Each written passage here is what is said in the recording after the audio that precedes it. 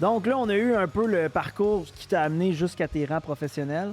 Donc là, maintenant, depuis 2017, tu es du côté de l'Europe, plus précisément en France. Parle-nous de ce qui t'a amené vers la France. Pourquoi tu as choisi la France, en fait? Est-ce que c'était ta seule option ou tu as décidé vraiment d'aller là-bas? Je te dirais que j'ai décidé d'aller là-bas pendant mon séjour universitaire quand on est allé faire des tournois là-bas. OK. L'UQTR nous ont amenés en camp d'entraînement jouer en Europe, dont la France. Puis j'ai eu la chance de jouer contre des équipes de différents pays. Puis on est allé faire le tournoi à Amiens une année. Puis j'ai tombé en amour avec l'organisation, un peu les gens là-bas, la ville. J'ai vraiment aimé la culture. Puis à la fin de ma dernière saison universitaire, j'ai pu prendre la décision J'ai eu l'offre en fait d'aller là-bas, puis j'ai décidé de y aller. OK. J'avais fait un petit séjour dans East Coast à la fin de mon université. Puis j'ai adoré l'expérience, c'était vraiment super. Par contre, je croyais plus trop à mes possibilités de jouer dans la Ligue nationale. OK. Puis pour moi, si j'allais jouer dans East Coast, c'était dans le but de me dire, bon, parfait, East Coast, je peux passer à la Ligue américaine. Ligue américaine, parfait, je peux passer à la Ligue nationale. Défi, là. Puis j'avais 24-25 ans à ce moment-là. Je me dis, bon, ben, faudrait que je me prouve vraiment beaucoup dans la Ligue East Coast. 1 an, 2 ans au moins. Même chose dans la Ligue américaine. Puis après ça, tu arrives à 30 ans, ils vont-tu te prendre dans la Ligue nationale? Tu sais, comme on parlait en début de podcast, le fait que là c'est encore plus important, ceux qui se sont fait repêcher. Là.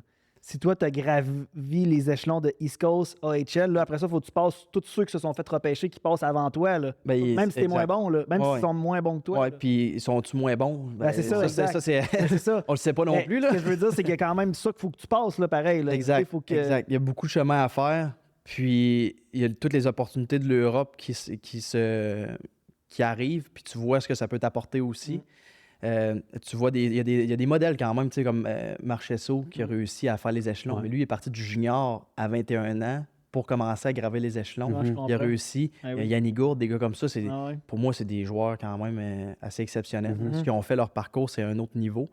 Puis c'était des joueurs très, très, très bons aussi. Là. Donc, les offres européennes arrivent, puis je me dis, pour ma vie personnelle, pour vivre en Europe, ça m'intéressait vraiment beaucoup de découvrir, de voyager. Pour ma femme, même chose, c'était plus intéressant pour elle de vivre en Europe puis de découvrir l'Europe plutôt que les États-Unis. Niveau monétaire, c'est plus payant l'Europe ou mettons jouer East Coast puis... C'est pas plus payant que la East Coast, c'est pas plus payante, ça c'est sûr. Okay. Après, ça dépend des ligues dans lesquelles tu joues. Okay. Mais sinon, quand ça dépend, il y a tellement de variantes là-dedans. Les gars qui ont des contrats Ligue nationale, les joueurs qui ont signé des bonus de signature. Si tu joues dans un plus gros pays européen, tu peux gagner pas mal plus que dans la Ligue américaine. Si tu joues dans un petit pays, au sein d'un même pays, il y a des écarts salariales quand même assez importantes selon les meilleures équipes ou les moins bonnes. Okay. Fait que c'est vague comme... Ouais, non, mais je peux donner une idée. C'est une très, très bonne question. Mais c'est dur de répondre précisément. Mais mettons, les salaires East Coast par rapport à quand je suis rentré en France, j'ai signé pas mal la même chose, en fait. Fait que c'était pas une décision salariale, c'était une décision de logique pour moi par rapport à mes objectifs à long terme, puis d'expérience de vie aussi. Ça m'intéressait vraiment de découvrir la France puis l'Europe. Quand tu arrives, mettons, en France, t'es-tu logé? Faut-tu que tu trouves un appartement? Es-tu l'équipe qui s'occupe de tout ça? T'es-tu encadré là-dedans? On est très, très bien encadré. Tu te casses pas la tête du tout. Dans les contrats, tu as ton salaire X, tu as ton appartement, tu as ton budget d'équipement aussi. Tout fonctionne comme ça un petit peu là-bas. La voiture aussi d'inclus. Donc, la Peugeot d'inclus? Dans mon cas, Renault. Ah ouais, OK. Certains pays ont Mercedes.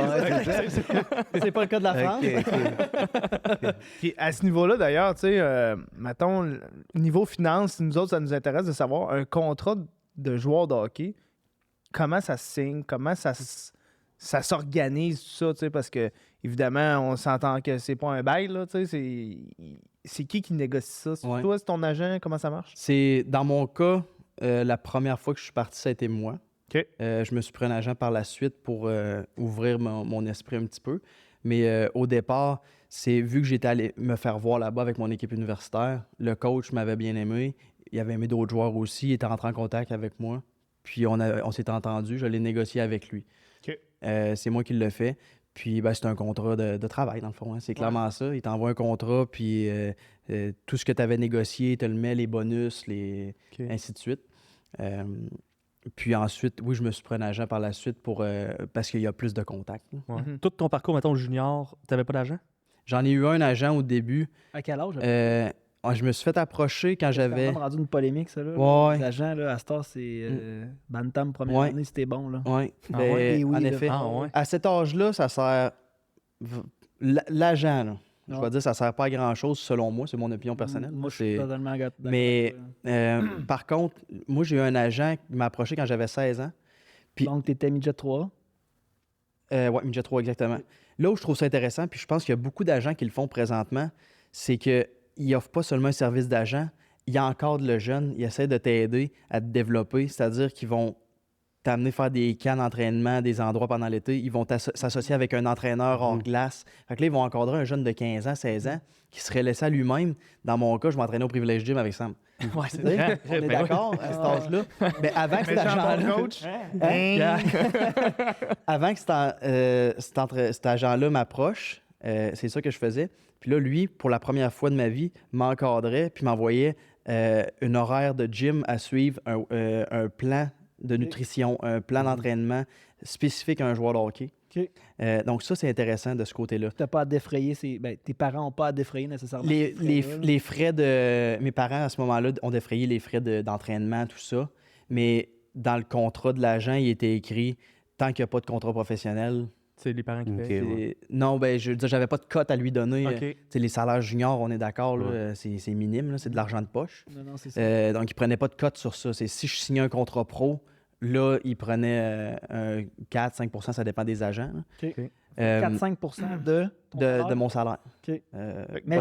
Bonus exclu. Ouais, c'est ça. OK, juste le salaire fixe, mettons. Pas de... Oui, en tout cas en Europe, là, au moment où j'avais cet agent-là, j'ai pas signé de contrat pro, donc j'ai pas réponse pour vous autres. Mais lui, en fait, c'est ça, quand tu as été à l'université, Avant ça, on s'est séparés. Il y a eu des choses à l'interne. L'agence s'est dissous, en fait. Il y avait beaucoup de bons joueurs quand même. Puis, c'est passé des choses pendant une saison qu'à un moment donné, ça s'est dissous. Okay. Mais j'ai profité de... Ça m'a vraiment été utile parce que, comme je vous disais, j'ai eu les plans à suivre. Ouais, c'est là où c'est intéressant.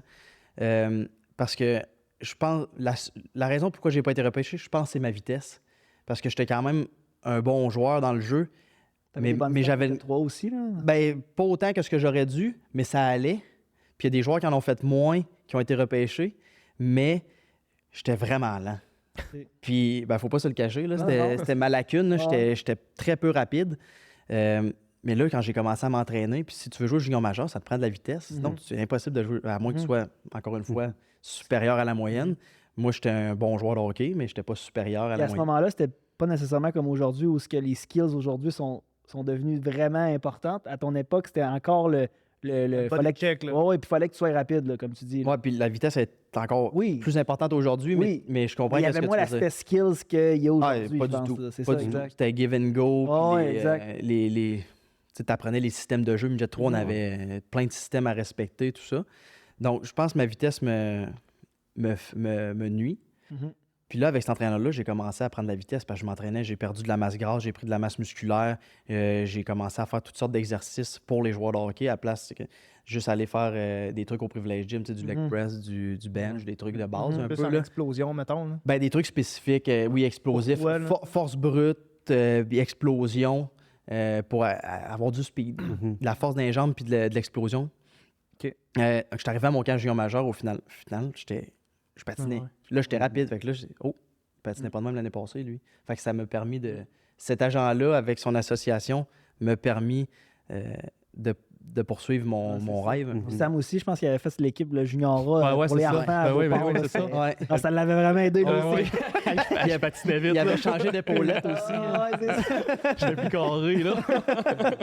Mais pour revenir à l'agent, mettons, là, on se demandait, est-ce que vous partagez pertes et bénéfices, là, dans le sens où, veux pas l'agent, comme tu disais, tant si longtemps que tu signes pas pro, veux pas, il est en business avec toi, là, si tu signes pas, il perd 100%, puis si tu signes, ben, il est gagnant. Mais tu sais, c'est vraiment un qui tout double pour eux autres. Là. C'est un investissement. Ouais, vous êtes là-dedans, les gars, c'est exactement ça.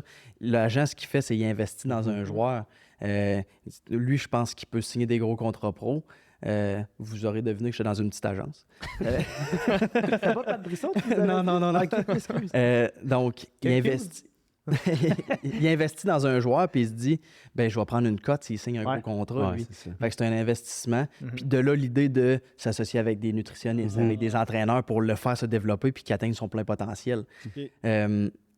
Donc, exactement, c'est le lien avec vous autres, ce que vous faites, c'est ça, c'est un investissement. Vraiment. Puis ça, c'est vraiment le fun parce que souvent, tu te demandes, tu sais, c'est-tu juste on gère le contrat du joueur puis on n'embarque pas dans la game, là, tu sais?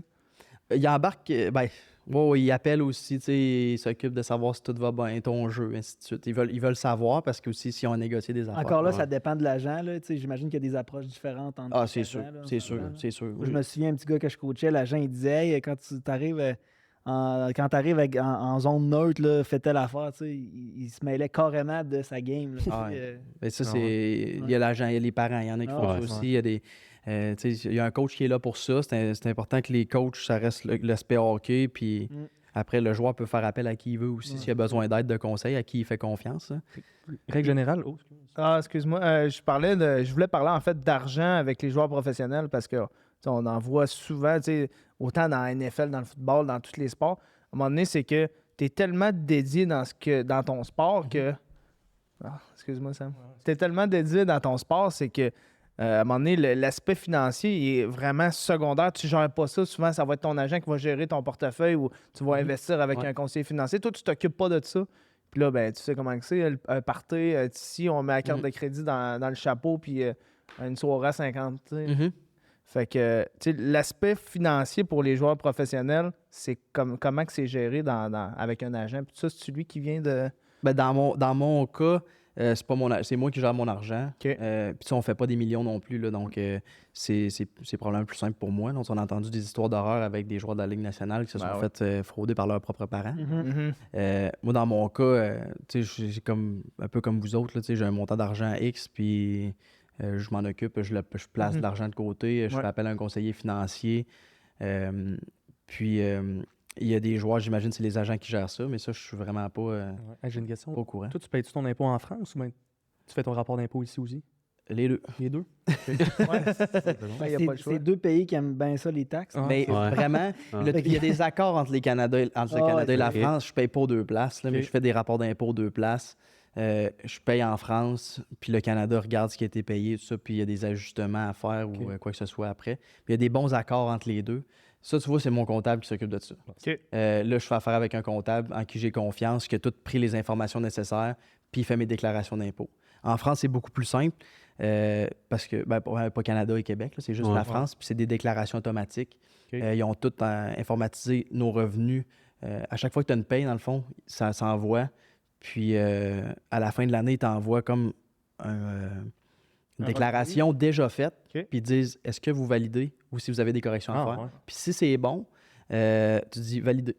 C'est réglé. Un peu comme les DAS ici, là, ça s'appelle des déductions à la source. Là. Quand tu es un employé, là, ben, tu vas avoir ta paye dans ton compte, mais l'impôt est déjà prélevé. C'est prélèvement à la source, exactement. C'est un peu ça. C'est ça aussi.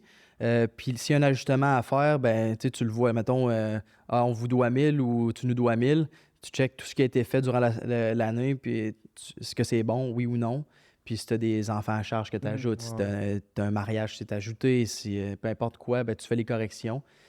Puis après ça, ils t'en ressortent un autre. Puis est-ce qu'il y a du monde, parce que là, c'était un peu la même gamique en Amérique. Là. Tu vas jouer au Québec ou tu vas jouer aux États-Unis fiscalement, on s'entend que là, tu es en France, là, c'est le paradis de l'impôt. Là. Est-ce que justement, tu as des gens dans ton entourage qui disent écoute, pour le même salaire, tu serais peut-être mieux d'aller jouer dans telle ligue, à telle place? Tout se compte. Ben, c'est ça. Tout se compte. Puis en France, par exemple, ils t'envoient un contrat, puis il est écrit net, mais le net de la France ne veut pas dire la même chose qu'au Québec. C'est ça, exactement. C'est net de charge pour l'employeur, mais pas pour l'employé. Fait que finalement, tu arrives là. Moi, je suis arrivé là la première année, puis un prélèvement d'impôt, il m'avait dit net. Tu comprends? Fait que t'as une petite surprise. Fait qu'après ça, tu commences à le compter. C'est quoi le taux en France, à peu près? Ça dépend de ton salaire. OK. Fait que c'est à peu près tu peux payer 20 tu peux payer... C'est ça. C'est eux qui ont commencé ça, là, le graduel, justement. Oui, je savais pas, mais ça se peut très bien. Mais c'est ça dépend de ton salaire. Si tu gagnes pas cher, tu payes pas beaucoup d'impôts. Si tu gagnes plus cher, tu en payes plus. Un peu le même système ici, dans le fond. Oui, exact. Puis, il y a des pays, la majorité des pays, en fait, ton contrat, tu le signes net pour vrai. La France est différente pour ça, fait que c'est à calculer, en effet. Mais probablement que, justement, ils majorent les salaires en considérant que ton net n'est pas extraordinaire, là, versus, mettons, je sais pas, moi, le Luxembourg. Tu sais, le Luxembourg, ça doit être moins... Ou la Suisse, ou des trucs comme ça, tu sais, évidemment que ils doivent... Les nets doivent être similaires, là, parce que là, tu vas perdre tes joueurs. Là. Ben, chaque pays, il y a des budgets différents de chaque équipe, fait que c'est pas les mêmes budgets du tout de ligue en ligue. Puis vous avez sûrement entendu des histoires sur la Russie, c'est une autre affaire encore. Il y a toutes sortes de pays. La France, ce qui est bien, c'est que c'est vraiment, vraiment bien organisé. C'est tout classé, tu as tous les papiers. Fait que c'est facile pour moi. J'envoie ma déclaration à mon comptable, puis clac, c'est quoi. T'as-tu déjà pensé à jouer dans d'autres ligues sauf en France, mettons? Je pense, c'est sûr, j'y pense. Ça m'intéresse beaucoup de découvrir autre chose aussi. J'ai déjà regardé, j'ai eu des opportunités dans d'autres pays. Après, c'est qu'on considère tout. T'sais, on considère le niveau monétaire, oui. Je considère ma vie en général, où je vais aller jouer, comment je vais être traité, l'aréna à l'heure de quoi. Moi, je vais là tous les jours, c'est mon bureau. C'est clair. La ville, ça ressemble à quoi? Tu vas te promener dans la ville, l'environnement, l'organisation, il y a plein de choses à considérer. Mettons ta blonde, tu l'impliques-tu un peu dans les décisions? Elle doit être bien, j'imagine, là-bas. Oui, c'est vrai. Happy life, happy wife, happy life. Hein? Vous avez déjà entendu ça? Mais encore plus dans ton cas? Ben moi, je suis chanceux parce qu'elle aime ça découvrir. J'irais jouer n'importe où. Elle veut découvrir le monde, elle aime ça, puis elle s'adapte plus facilement que moi. Fait qu'elle me bloque tellement pas de ce côté-là. C'est tellement facile de mon côté à cause de ça. Puis elle travaille à distance en plus. Fait que ça, c'est une bonne nouvelle du COVID, d'ailleurs. Ça a permis ça. À cause du COVID, elle a pu trouver des emplois à distance puis travailler de l'Europe. Donc, ça me facilite vraiment la vie. Elle me ferme pas à aller nulle part. Là, c'est vraiment moi, de mon côté, d'analyser les pour et les contre de chaque endroit. Parce qu'il y a plein de beaux pays. Là, puis je vous cacherai pas que j'ai pas l'opportunité de jouer en Russie ou dans la grosse ligue de Suède ou des endroits comme ça. Mais des pays comme l'Angleterre, le Danemark, la deuxième division allemande, des endroits comme ça, c'est des beaux pays à découvrir. Puis c'est des niveaux accessibles dans mon cas, par exemple. Fait que c'est sûr que je peux regarder de ce côté-là aussi.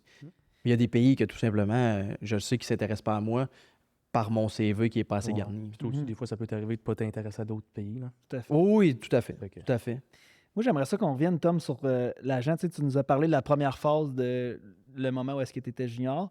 Moi, ma question, c'est, selon toi, là, on parle de niveau, justement, les ligues que tu nous as parlé, est-ce que c'est encore autant pertinent d'avoir un agent? Pour toi ou pour d'autres personnes qui seraient dans la même situation que toi? Oui, ça dépend de tes objectifs. OK. Moi, par exemple, aujourd'hui, si je me dis, je bouge pas de la France, je suis vraiment heureux, je suis satisfait de ce que j'ai, ça me sert à rien d'avoir un agent. OK. Parce que mon GM, je le connais, je suis capable d'aller négocier mon contrat avec lui. Les équipes en France, il y en a 12, ils me connaissent. Là, ça fait 6 ans que je suis dans la ligue. Je connais des joueurs dans chaque équipe, je peux appeler, puis je vais savoir si l'équipe est intéressée ou non. Donc, si c'est ça mon objectif, non, j'ai pas besoin d'agent. Si tu veux ouvrir tes horizons sur d'autres pays, sur avoir des opportunités, là, oui, c'est utile un agent parce qu'eux autres, ils ont des contacts que moi, je ne pourrais pas entrer en contact. Je comprends. Fait que c'est vraiment, ça dépend de tes objectifs. Dans mon cas, je veux continuer à progresser, je vais essayer de peut-être vivre d'autres expériences. Donc oui, c'est intéressant d'avoir un agent. Okay. Mais la journée que je me dis, là, je bouge plus d'un endroit, je ne donnerai pas 4-5% à chaque fois pour rien. Non, je comprends. Puis même lui, mon agent, pour vrai, c'est un bon monsieur, puis c'est un gars honnête. Quand j'ai signé aux mêmes endroits, c'est lui qui a tout fait les démarches, mais il ne m'a pas repris 4% à chaque fois. Il me disait, donne-moi 2%. OK, je comprends. C'est venu de son plein gré. Là. C'était vraiment de son plein gré. C'était pas dans le contrat ni rien. C'est lui qui m'a dit, check, c'est à la même place. J'ai moins fait quelque chose, maintenant. Il n'a pas eu à faire son marketing, son truc. Il a juste eu à comme, négocier le nouveau salaire, ainsi de suite, puis à me faire signer. Déjà, 2%, c'est venu de son plein gré, donc c'est vraiment gentil de sa part. Hein. C'est pas tous les gens qui sont comme ça. C'est un peu comme un courtier immobilier. Si on fait en parallèle à ça, tu négocies ton entente, puis il y a aussi l'aspect, je te donne 4%, mais qu'est-ce que tu fais? Clairement que toi, il t'amène quelque chose, mais c'est sûr qu'il y en a là, dans hockey professionnel que, OK, je t'ai donné 5%, mais quoi tu fais dans le fond? Là, tu m'aides pas. Là. Il faut toujours que tu valeur ajoutée, dans le fond. C'est ça, exact.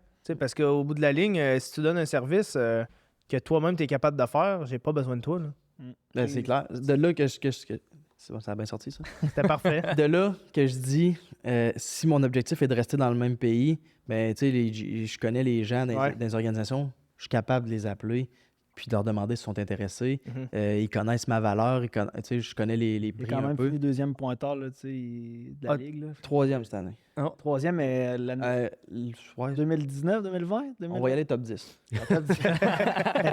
Je pense que quand tu es dans le top 10, top 5. Les équipes te connaissent. Là. Ouais. Ça jase-tu dans le vestiaire, mettons, les salaires? Puis tout, es-tu au courant un peu de comment les gars gagnent? Ou ben c'est pas vraiment? C'est moins populaire qu'aux États-Unis. Tous les salaires sont affichés.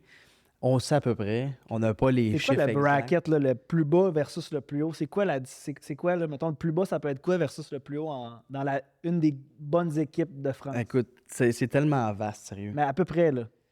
Il y a des gars... Y a-t-il des goûts en France? En France, non, il n'y a pas de goût. OK. Non, il y a des plus petites équipes à vraiment low budget. Tu vas avoir des... Regarde, je vais aller au plus bas, vraiment plus bas. Vas-y. C'est des jeunes joueurs juniors en France qui n'ont pas le niveau junior majeur. Ils vont venir jouer gratuit. Ah, ouais.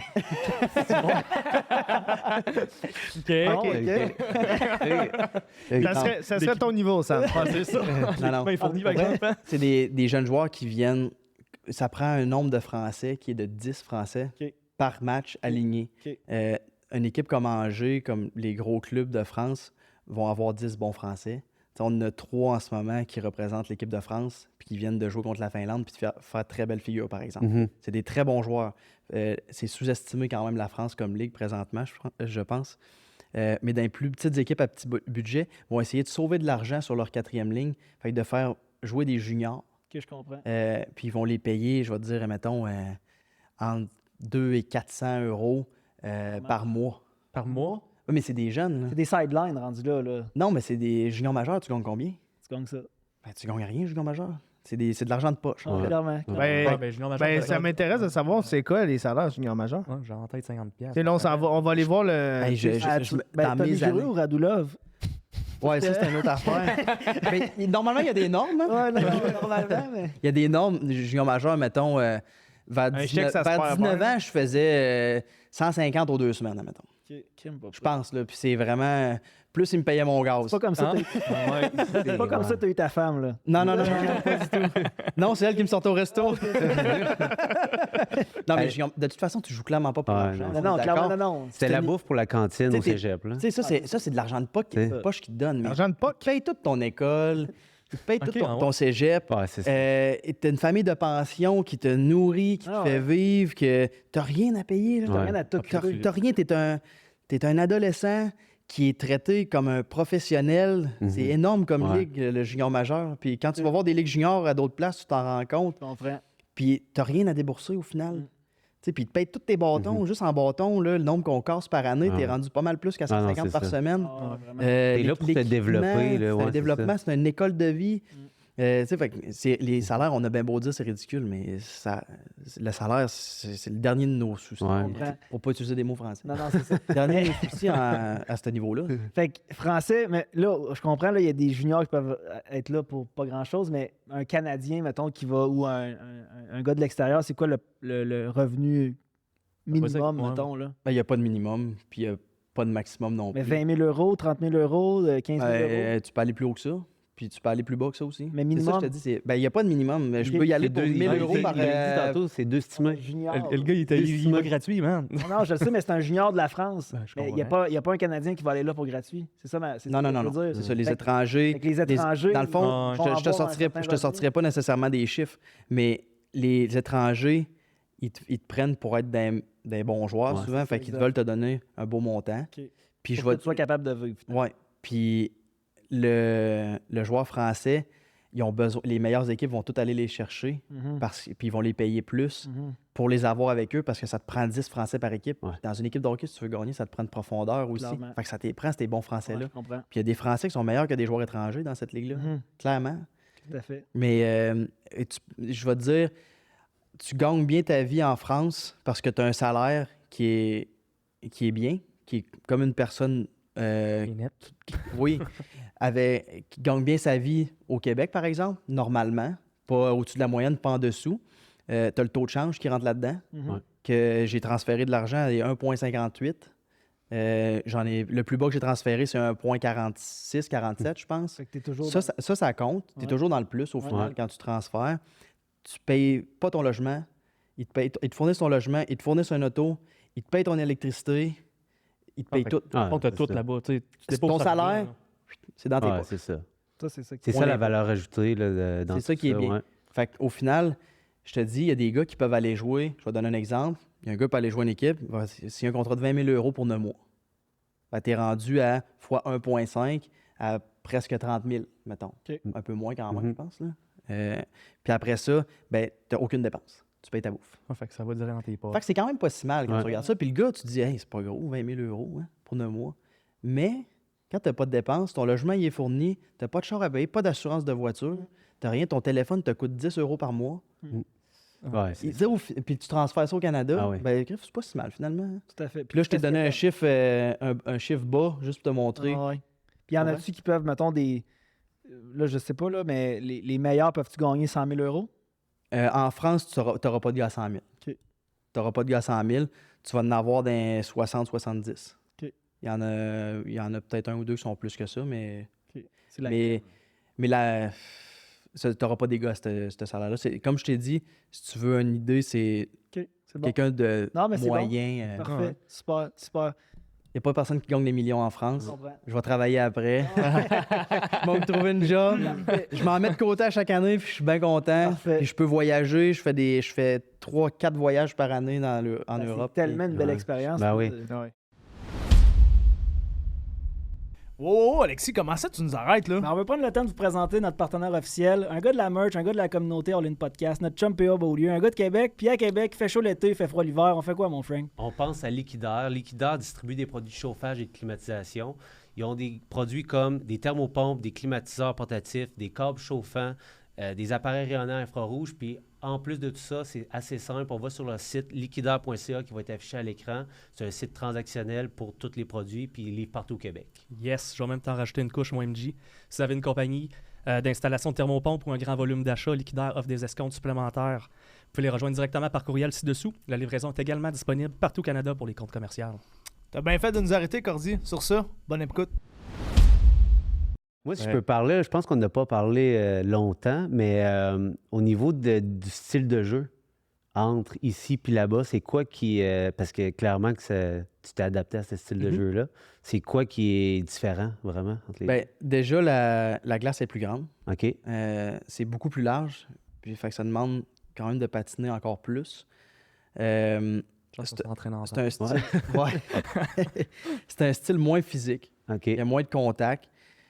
Déjà parce que ça brûle plus d'énergie aussi d'aller finir toutes les mises en échec quand tu es plus loin, puis ainsi de suite. C'est vrai, Quoi que tu regardes une équipe junior majeur maintenant, je trouve pas que ça frappe tant que ça. Le hockey a évolué vers la vitesse, vers le skill, vers le... On pourrait dire quasiment qu'il a évolué plus vers le système européen. Je trouve que c'est une bonne nouvelle. Tu évites le risque de blessure, puis le spectacle est vraiment, vraiment bon. Puis tu as encore des bons contacts quand même. Si le gars a la tête basse, tu envoies encore des bons contacts. Puis ça fait partie du jeu, puis c'est important aussi. Mais juste un exemple concret, je suis sorti de la ligue universitaire où ça frappe quand même beaucoup sur la petite glace. J'arrive en France, puis ma femme, elle me dit « Ouais, c'est pas physique ici, hein? Ça frappe pas pantoute, les gars se touchent pas, il n'y a aucun scrum après les sifflets, de temps en temps, là, mais quand même, tu regardes les playoffs d'NHL, il y en a tous les sifflets. C'est ça. Là-bas, il y en a beaucoup moins. Je vois 1-2 bagarres par année. Ça ressemble à ça. L'été passé, je reviens, je m'en vais voir une game des Remparts, puis ma femme, elle me dit « ça frappe encore moins que vous autres. » Mais ça fait 6 ans qu'on joue là-bas. Elle est habituée de me voir jouer universitaire où ça frappe beaucoup. Elle me voit en France où là, c'est bien moins physique que l'université. Puis là, on revient voir une game des Remparts, ça fait 6 ans qu'on est parti, puis elle dit que ça frappe encore moins. Fait que le hockey a évolué dans ce sens-là. C'était une game de playoff, c'était contre Rimouski l'année passée. Fait que le hockey a changé, puis c'est pas une mauvaise nouvelle du tout. Mais le style de jeu, en fait, de la France est plus comme ça maintenant. Moins physique, plus sur la vitesse, comme le hockey NHL. Ouais, c'est ça. Juste la glace est plus grande, puis on est moins bon aussi que la NHL. Un peu. Un peu. Tom, en rapport un peu avec le hockey, bien sûr, mais au niveau de... On sait, dans NHL, ils ont des contrats souvent à long terme. Toi, c'est souvent des contrats 1 an, 2 ans, 3 ans, mettons. Si tu te blesses avant la saison, est-ce qu'ils n'ont pas le choix de d'honorer ton contrat? C'est une bonne question. J'aimerais ça le savoir, je vais le poser. Tu vas envoyer un courriel en partant d'ici. Parce que, tu sais, je pense que pour les joueurs professionnels, c'est des choses que vous ne pensez pas clairement. Là, vous n'êtes pas posé la question, mais ça devient important peut-être de penser à s'assurer au personnel. Ouais. Des fois qu'il t'arrive de quoi au gym, tu joues au hockey encore cet été. J'imagine que vous n'avez pas de protection d'assurance salaire ou des trucs comme ça. J'y ai pensé. Puis j'ai des assurances personnelles. Oui, personnelles. Si tu te blesses. C'est ça, exact. J'en ai de ça. Parfait. Comme des assurances invalidité. Exactement. Assurance salaire ou invalidité. Puis j'ai l'assurance maladie aussi. Ouais. L'avez-vous, vous autres? La carte salaire? Fait que tu penses à prendre ça. Ça, je l'ai pris. Puis par contre, je peux pas parler pour tous les pays. Encore une fois, j'ai pas toutes les expériences. En France, c'est hyper socialiste, comme ici. Encore plus qu'ici. Sont encore plus assurés l'assurance maladie puis tout ça. Donc, si je me blesse là-bas, j'ai ma paye au complet quand même. C'est bon. Même si je suis 3-4 mois. Fait que là-bas, t'es là-bas, je suis assuré. C'est ça. Puis c'est pour ça que je posais la question. Je sais pas, je m'en prends-tu pas, mais pour l'été, puis ainsi de suite. Oui, c'est ça, exact. Des fois, là, j'ai un contrat de 2 ans, par exemple. Fait que là, cet été, moi, je suis encore sous contrat avec mon équipe. Fait que s'il m'arrive de quoi, ben je suis encore avec eux autres. Mais si j'ai pas un contrat de 2 ans, comme ça m'est arrivé des étés d'être entre 2 contrats, ben là, j'ai mes assurances quand même. Puis ces assurances-là, je peux quand même les activer même si je suis assuré en France. Non, c'est ça, exact. Je me suis informé. Ça, en tout cas, moi je me sois trompé, mais normalement, j'y ai droit aussi. Oui. Puis j'espère pas en avoir de besoin. Tout à fait. Non, mais c'est une question que j'imagine qu'il y a des joueurs professionnels qui ne se sont pas vraiment posé la question. Puis dans un sens, vous êtes des travailleurs autonomes, fait que c'est important quand même de se la poser. T'sais. Je suis bien assuré parce que c'est mon physique qui fait que je gagne ma vie finalement. Il faut que tu sois assuré. Là. La France est super bien assurée pour ça. Puis on a des assurances aussi qui coûtent, pour vrai, là, je pense que ça me coûte 20 € ou 40 € par saison. Puis c'est comme s'il m'arrive de quoi de grave, ce qu'on veut pas, mais ça vaut la peine de le mettre. Non, c'est ça, parce que ça reste qu'il n'y a pas beaucoup de contact, mais c'est un sport qui va extrêmement vite. Il y a du contact, là. Non, il y a du contact, mais ça reste que c'est un sport qui peut arriver des accidents quand même. Là, tu trébuches sur un forecheck, puis émotion. Il y a beaucoup de mises en échec dans... C'est pas supposé, mais il y en a dans le dos, là, quoi à la tête. Oui, c'est ça, ça arrive là-bas aussi. C'est juste que tu regardes une game d'NHL, après tu regardes une game de la Ligue Magnus en France, tu vas pas trouver que ça frappe. Tout à fait. Il y a des contacts, on se fait frapper à tous les games, puis c'est comparable. Un peu plus propre. C'est juste que la NHL, Griff, les gars, ils touchent pas qu'ils se font rentrer dedans. C'est ça, exact. On est d'accord. C'est un style de jeu nord-américain. Fait que pour tous les joueurs professionnels qui n'ont pas d'assurance salaire, vous m'appellerez. Je vais être là pour vous autres. Ben, justement, tu sais, là, tu es là-bas. Est-ce que tu as eu des opportunités d'investissement d'une certaine manière? Est-ce que tu as voulu acheter quelque chose là-bas? Tu t'es dit, oui, je suis logé, nourri, mais je pourrais peut-être acheter un petit investissement. Tu sais, on s'entend, là. Tu as un condo, tu achètes un petit condo à Paris, mettons, là. Tu as une couple de personnes ici qui vont vouloir te le louer, là, tu sais. Oui, c'est des choses auxquelles j'ai pas vraiment pensé. J'ai pensé plus de ce côté-ci de l'océan. J'ai décidé de m'acheter une maison ici puis de faire ça plus ici en premier parce que j'ai pas des millions non plus à mettre, comme je disais tantôt. Fait qu'il faut que je choisisse puis je m'en mets dans des comptes aussi, dans des comptes. Mais je connais des joueurs qui l'ont fait. Ils ne le regrettent pas. Mon directeur général, par exemple, qui est un Québécois, qui est maintenant là-bas, puis il a joué, il est directeur général là-bas, il s'est acheté des appartements là-bas. Il fait, c'est des très bons investissements. Donc oui, il y a des joueurs qui le pensent. Moi, j'ai pas fait ça encore pour l'instant. J'ai décidé de m'acheter une maison ici, puis de mettre ça dans des comptes, des CELI, des trucs comme ça, par exemple. Si chacun met... Est-ce qu'ils te mettent en contact avec des professionnels, tu sais, mettons des courtiers ou des trucs comme ça? Pas du tout. Non. On est laissé à nous-mêmes de ce côté-là. C'est bon. Ouais, j'ai fait appel à mes contacts, à moi. On va faire des téléphones. Sérieusement, je suis sûr qu'il y a plein de joueurs qui seraient intéressés de vous entendre puis d'avoir de l'aide.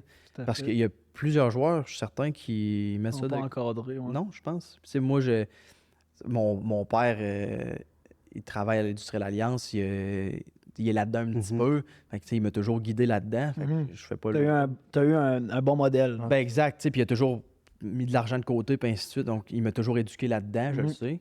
Ma mère, même affaire. Donc, j'ai été élevé là-dedans. C'était peut-être un petit peu plus facile, mais il y a des joueurs qui sont laissés à eux-mêmes et qui n'ont aucune idée de comment ça fonctionne. Clairement. Fait que c'est sûr qu'il y en a qui seraient contents. Je te cacherai pas que c'est un peu aussi le but du podcast, c'est d'en apprendre vraiment sur toi, mais ça fait ouvrir les oreilles à d'autres professionnels qui font du sport ailleurs dans le monde qui, des fois, se disent ben là, non, j'y ai jamais pensé. Y a-tu vraiment quelqu'un qui peut faire ça pour nous? J'ai pas eu le choix d'y penser. À chaque fois que je voyage, ma femme, elle veut tout le temps acheter un condo dans le pays. Elle dit regarde, ça, c'est à vendre, ça serait parfait en Espagne. Regarde ça. Toi, as-tu ton permis international? Je dis, ouais, on a combien? Parce que finalement, ce qui est en train de nous dire, c'est pas les joueurs, c'est les femmes des joueurs qu'il faudrait avoir comme clients. Mais non, mais t'es intelligente au final, elle a raison. C'est vrai que c'est des bons investissements. Toi, tu connais plus ça que moi, tu me dis, ça serait bien. Puis c'est vrai que ça va se louer. C'est de la gestion à distance. C'est sûr. Mais ça revient à tout ce que tout ton podcast, tu as toujours dit, ben, c'est parce que ça dépend de ton objectif, ça dépend d'où que tu veux t'en aller. Mais dans l'investissement en général, c'est aussi la même chose. On avait un podcast là-dessus dans le passé, puis c'était en fonction de ton mindset, tout est en corrélation avec ton objectif futur. Tu sais, au début, je te disais que tu étais à l'université, c'était quoi ton objectif? Ben, à chaque fois, c'était OK, oui, je prépare la sortie. Mais mon objectif, je le sais, c'est quoi? Je l'ai défini, je sais où je m'en vais, tu sais. Puis effectivement, avec l'investissement, c'est la même chose, là. Fait qu'il faut que tu sois prêt à laisser de la peau aussi, là. Fait que quand tu dis, il faut que tu mettes en gestion des choses comme ça, là. Mais ouais, c'est ça.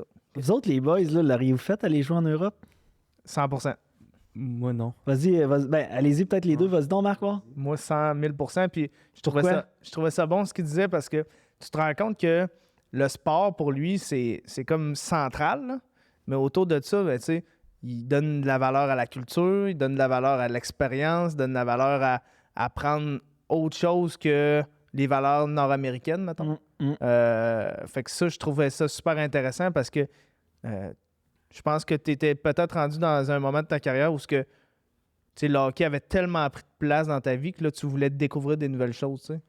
C'est le feeling que j'ai. Puis je suis un peu comme ça aussi. Moi, je suis 100% d'accord avec ce que tu viens de dire. Puis tous les jeunes que j'ai coachés qui sont rendus, mettons, niveau junior, puis juste niveau junior, je leur dis, puis là, ils sont plus sûrs. Tu sais, mais vas-y, man, tu vas vivre tellement une belle expérience de vie. Tu vas apprendre l'anglais, premièrement. Tu sais, c'est souvent junior. Non.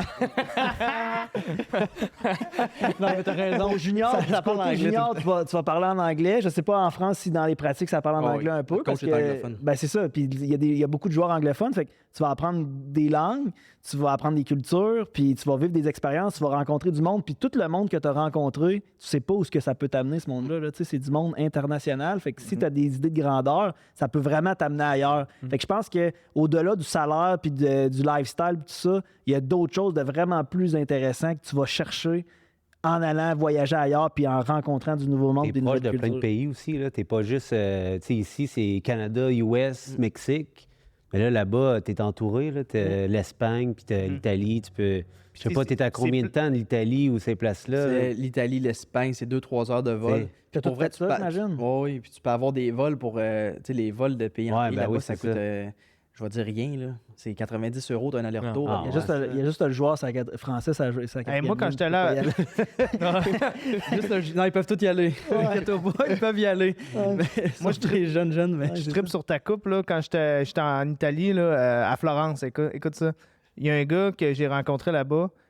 Il habitait à Paris, downtown, puis il dit « Ça m'a coûté moins cher prendre l'avion, aller à Florence, me faire couper les cheveux. » Je te mens pas, là, que de me faire couper les cheveux au rez-de-chaussée de ma bâtisse. C'est quand même assez intense, là. Fait que l'Europe, ce qui est le fun, c'est que c'est plein de pays, puis moi, c'est pour répondre à ta question, oui, je voudrais. C'est que c'est plein de pays, mais chaque pays a sa langue, pratiquement, tu sais. Après ça, chaque pays a sa culture culinaire. Après ça, chaque pays a son histoire. Chaque pays a sa température. C'est plein de pays qui sont totalement différents puis que tu peux apprendre. Tandis que, tu sais, Canada et États-Unis, c'est la même affaire dans mon livre à moi, tu sais. T'as vraiment raison. Puis le Canada et les États-Unis, c'est beaucoup de belles choses à découvrir aussi. Mais pour aller encore plus loin que ce que tu dis, même juste en France, tu changes de ville, c'est un autre pays. C'est vrai. Tu as d'autres gastronomies, tu as d'autres manières de parler, tu as d'autres manières de penser, tu as d'autres sortes de vins. C'est vraiment, vraiment... Ils ont plein de choses dans leur culture qui est intéressante. Puis tu fais 2 heures de route, puis tu es complètement ailleurs. C'est vraiment, vraiment intéressant. Puis l'histoire aussi, quand tu te promènes dans les rues, puis tu vois ça, c'est vraiment intéressant à découvrir. Puis ils traitent les choses différemment de nous. Fait que ça te fait voir d'autres manières de penser, ça te fait t'ouvrir. Puis c'est vraiment intéressant aussi. J'ai vécu le COVID ici puis là-bas, puis je veux vraiment pas parler de ça. Mais c'est complètement 2 manières différentes de traiter les choses. Puis c'est correct aussi. Puis l'Espagne l'ont traité différent, puis l'Italie l'ont traité différent. C'est clair. Fait que ça nous fait nous ouvrir. Puis c'est pas vrai qu'il y a juste le Québec dans la vie. Non. C'est important de voir autre chose aussi. Vraiment, je suis totalement d'accord avec toi. Tu joues pas au hockey jusqu'à 40-45 ans. Fait que pour les jeunes qui veulent vivre une expérience comme ça, ben oui, tu peux gagner ta vie. Puis en plus, tu vas travailler tout le reste après de ta vie. Fait que si tu commences à 35 dans une job, ben c'est correct aussi. Puis tu vas avoir vécu plein de choses. As-tu déjà pensé à qu'est-ce que tu veux faire à l'après-carrière ou... J'étais vraiment, vraiment concentré sur le hockey. J'ai fait des études quand même pour avoir un diplôme, mais il n'y a pas une job spécifique qui m'intéresse vraiment encore. Je ne l'ai jamais su. Ben, peut-être, je sais pas, je vais être à la recherche d'opportunités. Ben, tu as encore du temps devant toi, de toute façon. Là. Ça, c'est mon corps qui va le dire actuellement, mais je vais être à la recherche d'opportunités. À un moment, il y a des joueurs qui se font offrir des jobs X quand ils sont prêts, puis c'est le moment, je vais le faire.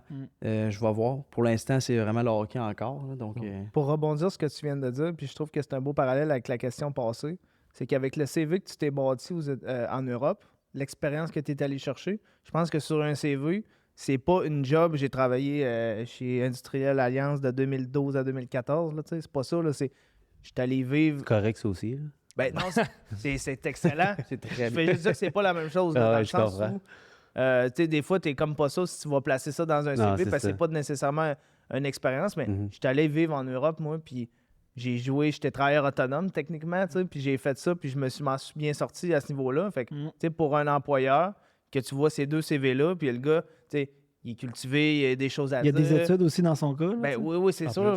Mais, on enlève l'étude puis le travail. Je trouve que ça, en tout cas, si moi, j'étais un employeur, tu viens me voir puis tu me dis ça, c'est mon expérience, ben, je trouve que, pour ma part, là, peut-être qu'il y a bien du monde qui vont dire hey, « on s'en fout, bien raide. » Mais moi, je trouve que ça ajoute du prestige un petit peu à la personne que tu es, pour si tu travailles dans le people, ces choses-là, je pense que tu viens te rajouter un plus. Fait que, tant qu'à jouer ici, ben je pense que c'est une bonne chose que les gens partent en Europe pour agrémenter, selon moi, leur CV. Là. J'espère que tu as raison. Non, mais c'est vrai. Puis moi, j'y crois personnellement. Puis j'espère que tu as raison. Puis il n'y a pas de mauvaise expérience. La mienne, je le fais parce que j'aime ça aussi. Puis si ça peut après me donner des opportunités, je vais être vraiment heureux de ça. Je suis pas inquiet pour toi. Tu vas pouvoir te rajouter que tu as été sur un podcast dans ton CV aussi. Mon premier podcast. Votre premier invité, mon premier podcast. Oui, exact.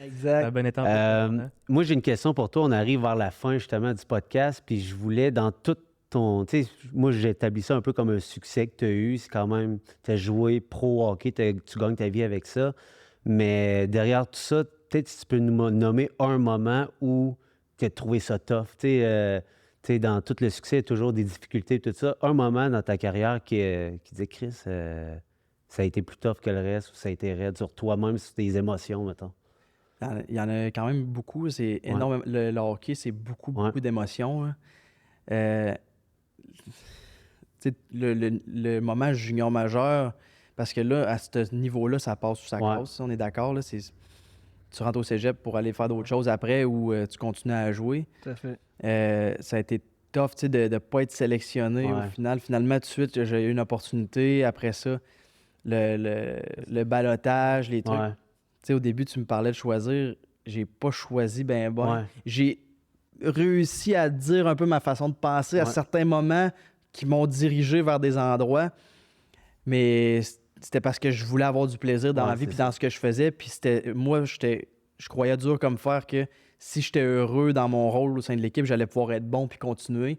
Que si j'étais pas dans mon rôle à moi, que j'allais arrêter tout simplement. Puis ça allait peut-être me faire chier de me lever comme toi le matin quand tu disais que tu jeune un peu, que t'as arrêté. Fait que avec les moments de balotage, ça a été très, très, très tough. Ça a été un 3 jours là, que j'étais...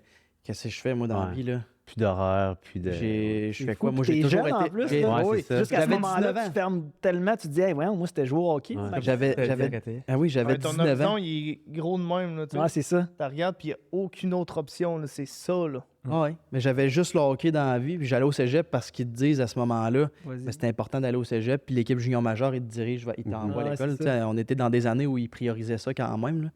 Fait que mais je le faisais parce qu'ils me disaient, faut que tu ailles à l'école en même temps. Mhm. C'était, mes parents me disaient, Ah, faut c'est que tu ça. réussisses l'école, c'est Mhm. important aussi. Mais ça a été très, très, très tough parce que je pensais que c'était comme fini, là. Mon petit rêve de... Ouais.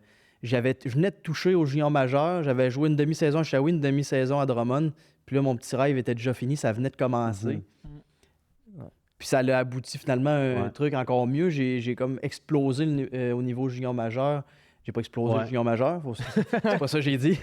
J'ai éclos, si tu veux, quand je suis arrivé à Blainville. Puis là, j'ai vraiment démontré quel joueur j'étais dans le profil que je voulais. Puis c'est ça qui m'a fait continuer après. Fait que ma pire déception, 3 jours après, c'est ce qui m'a fait monter puis qui m'a donné la chance de poursuivre après encore plus longtemps. Il y a encore un gros parallèle à faire avec la business là-dessus. Là. Des fois, tu es travailleur autonome, tu peux avoir 3 mauvaises années ou des années très médiocres ou tu peux avoir un gros échec. Puis là, c'est ce qui te fait topper. Là, le step back que tu as eu à ce moment-là qui t'a fait exploser après. Tu t'es dit, je ne veux plus revivre ça. Là. Je ne revivrai plus ça, le balotage, moi. Là. Je vais être all-in dans ce que je fais. Là. On y va. Là, vraiment. Puis je suis arrivé à Blainville, rien à perdre. J'étais chez nous, à rien à voir. Puis là, tout d'un coup, t'as une autre chance, comme j'avais rien à perdre. J'arrêtais. Là. Le voyais-tu comme la dernière chance? La chance de la dernière chance? Ah ben c'est clair. Puis c'était mon année de 19 ans. J'avais une demi-saison à jouer. Puis si j'étais pas bon, je jouais pas à 20 ans. Ouais, c'est ça. Ils en prennent 3 par équipe. Si j'étais excellent, j'avais une chance de jouer à 20 ans. Okay. J'ai été assez bon pour être dans les 3-20 ans l'année d'après, puis resté. Fait que ça a été une opportunité que j'ai eue après, que j'ai eu la chance d'avoir. Parce que j'ai pas abandonné, oui. Parce que des gens m'ont apprécié. Puis c'est de ma plus grosse déception, j'en ai ressorti, puis j'étais vraiment content du succès. Considères-tu que Joël Bouchard, ça a été quelqu'un qui t'a fait jouer dans tes vingtaines? Parce que quand il t'a appelé, il disait, je suis content que t'as pas signé ailleurs, puis j'aime beaucoup le joueur que t'as. Puis tout, il devait se dire, non, c'est ça, j'ai pas signé justement. Non. Je signé là. Ouais, quoi? Non, ben j'étais surpris parce que, tu sais, quand tu regardes ça de l'extérieur après, tu sais, je repensais à ça des fois, puis je me dis, le balotage, ça fonctionne que en ordre de classement, c'est vrai. Toutes les équipes peuvent te prendre. Puis regarde la liste du balotage en ordre. Puis Blainville était 3e au classement. OK. Puis fait que ça veut dire que les derniers m'ont pas voulu, les avant-derniers, tac. T'es descendu tout. Il n'y en a pas un qui me veut, là, puis ils sont moins bons. Ah, c'est ça. C'est toutes des moins bonnes équipes. Ils sont supposés avoir plus besoin de moi. C'est ça. Parce que j'étais quand même pas un mauvais joueur de 19 ans. Là, c'est la 3e au classement qui m'appelle. Fait que là, je fais griffe. Puis après, les 2e, c'était Shawi. Je pouvais pas y retourner. Non, c'est ça. Parce que je venais de jouer là. Puis les premiers, c'était Saint-John. Saint-John, il n'avait pas besoin de moi. Ils ont pas gagné cette année-là, d'ailleurs. C'était les années Huberdeau. Il ne savait même pas mon nom. Aussi. Hein? Nathan Beaulieu, c'était la grosse club. Auger, il était là, justement, tu parlais d'Auger. Auger, il est allé là. Charlie Coyle. Un gros club. Simon Després, je sais pas s'il est encore là, mais il était. Okay. Il savait même pas j'étais qui. Sûr. Fait que c'est comme les derniers possibles à me prendre qui m'ont appelé en plus. Puis ils m'aimaient vraiment. Fait que ça a vraiment. Quand ils ont dit Giroux, ils ont dit Claude? Non, Tommy. Non, il est parti. It's okay.